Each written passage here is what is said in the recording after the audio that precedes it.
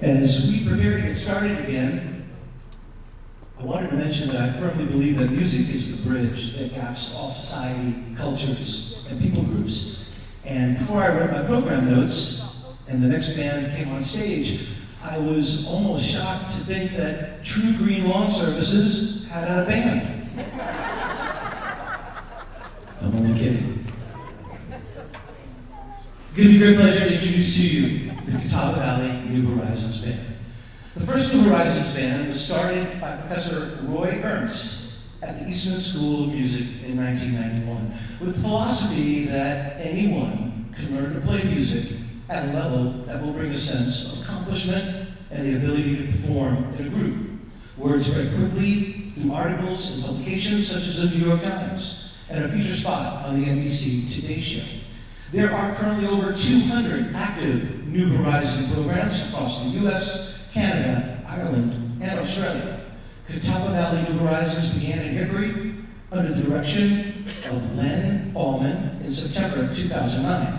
Initially, they were under the umbrella of several different nonprofit agencies, but became a nonprofit organization in 2015. What began as a band with 7 members grew to include the band, a string orchestra, and 2 smaller ensembles. Pre-COVID, they were at about 60 members.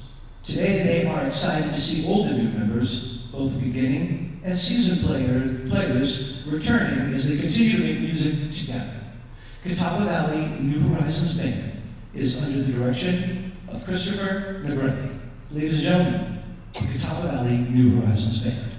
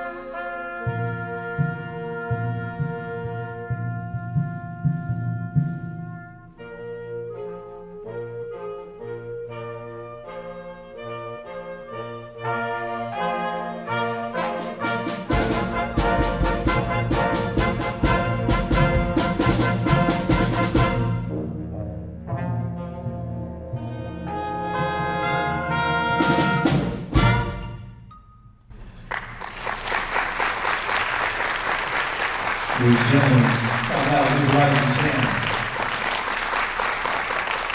I did want to mention that was Cloud 9 by Lauren Bernofsky. Their next piece of music will be Beautiful Black Hills March by Scott Stewart.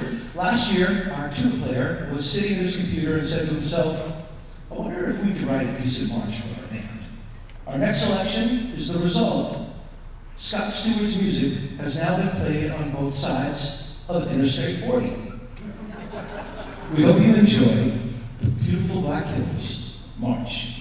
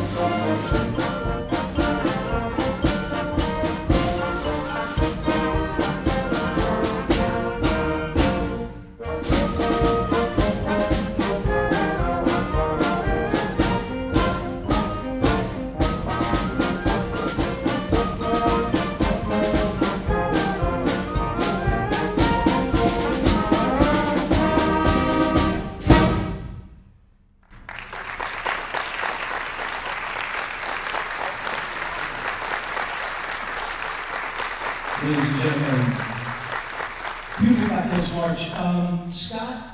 Scott Stewart, would you please stand for some well-deserved recognition, please? Is he here? Thank you, sir. Great job, buddy. The next song is going to be Kalos Eidos, Carol Britton Chambers. Carol Britton Chambers is a highly sought-after composer and clinician, currently enjoying great success in composing works for bands.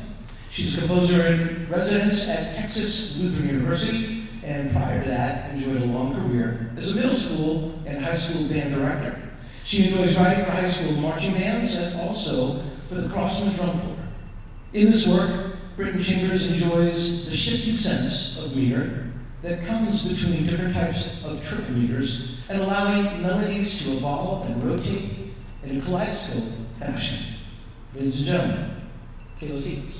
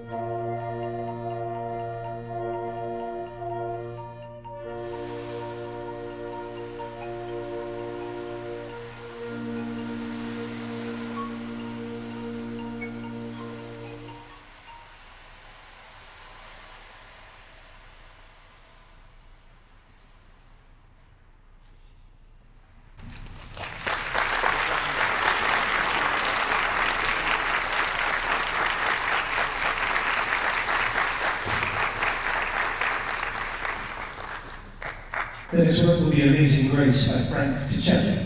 Frank Ticelli is a much lauded and celebrated composer, having won many composition awards from groups within the band world, like the American School Band Directors Association and the National Band Association, and outside the band world, the likes of the American Association of Arts and Letters. In demand as a guest composer and conductor, his works have been heard around the world and are published by his own company, Manhattan Beach Music. He's earned awards from his alma mater, the University of Michigan, Go Big Blue, and from the University of Southern California, where he has taught since 1991. We are performing his own flex band version of his arrangement of Amazing Grace.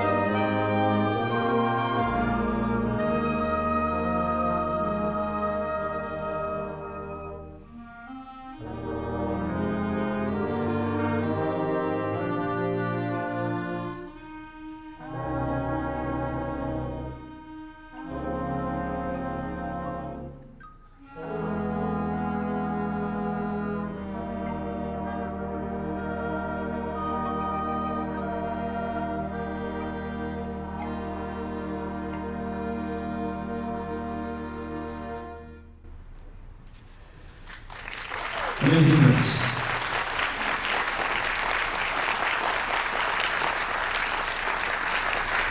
And now we come to my favorite piece that they're doing today.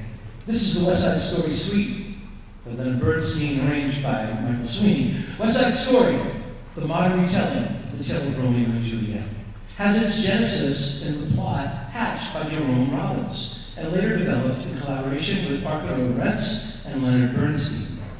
Once they added Stephen Sondheim to the creative team, they built a Broadway success that premiered in 1958. Fun fact, the winner of that year's Tony Award for Best Musical turned out to be The Music Man.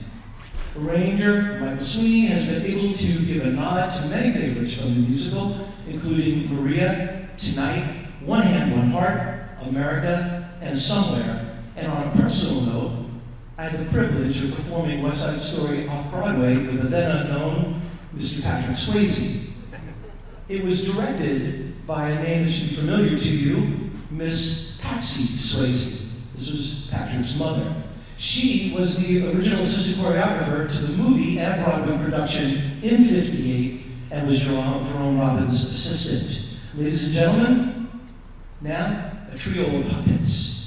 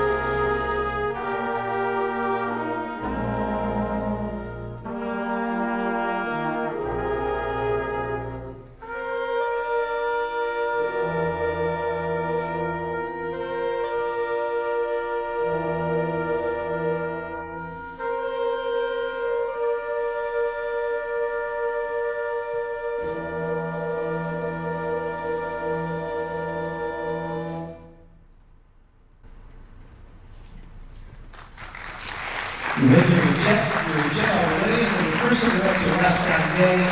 What's that story, From 1958, we bring you up to a trio of pop hits. First one is Superstition, iconically made and written by Stevie Wonder, arranged by Paul Murtha. Stevie Wonder's smash hit in 1972, Superstition, has been ranked by Rolling Stone in all three versions of its 500 greatest songs of all time. It was a source of 2 Grammys for its composer, for Best Rhythm and Blues Song, and Best Male R&B Performance. In 1998, the song was inducted into the Grammy Hall of Fame. Ladies and gentlemen, Superstition.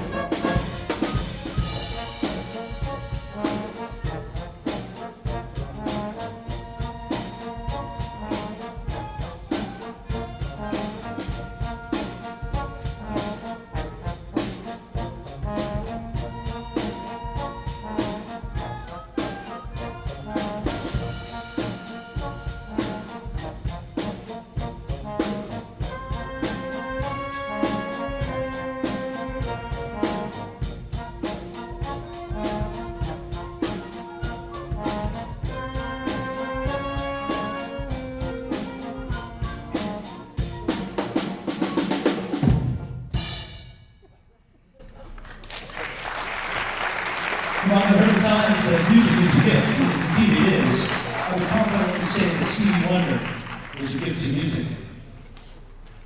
God Only Knows by Brian Wilson and Tony Asher, arranged by Michael Brown.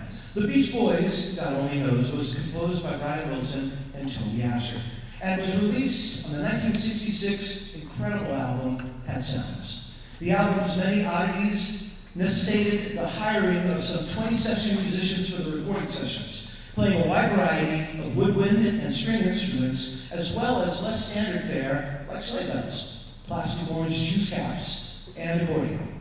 It's generally regarded as one of the best pop songs ever recorded. God Only Knows.